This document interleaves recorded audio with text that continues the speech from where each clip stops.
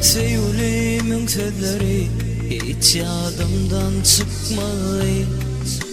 Yan yardım için yine dertlerim köpüllü. Sevmedim özgüsün, yarım bar seni sevdim. Karıştım gece yar gelmedi, menin sevgimi o bilmedi. Bu sevgide başım eğilmedi.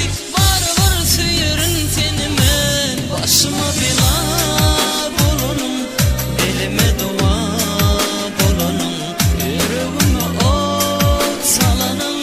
Güdülüm sen sen sen, başıma bela bolunum, elime dua bolunum, yüreğime ot salanım.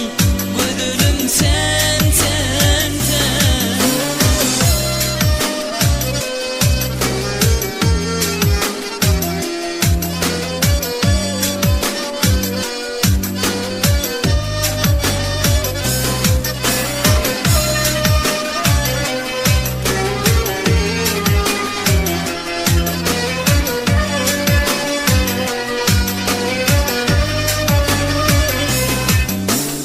Karıştım sana men, her gün her aylı gece.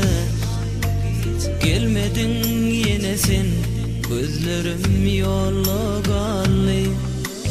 Duymadın sevgimi, yüreğimin ağısın.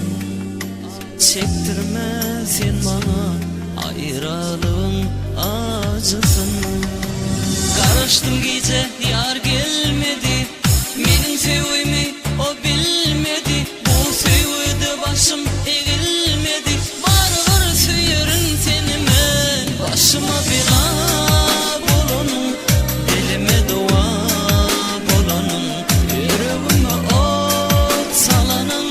Güdülüm sen sen sen, başıma bela bolunum, elime dua bolunum, yüreğime ot salanım.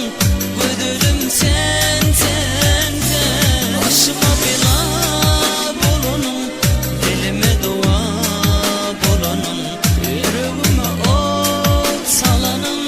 Güdülüm sen sen sen, başıma bela bolunum, elime dua bolunum, yüreğime ot salanım. Güdülüm sen sen sen.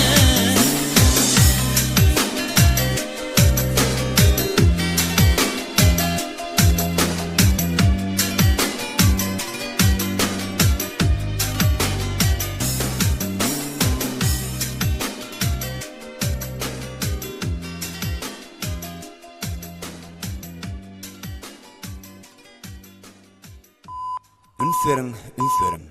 Erkin Studyosu Nur Muhammed Meriyet'in Klasış adlı tiyatr yazısını size hötürmeyen.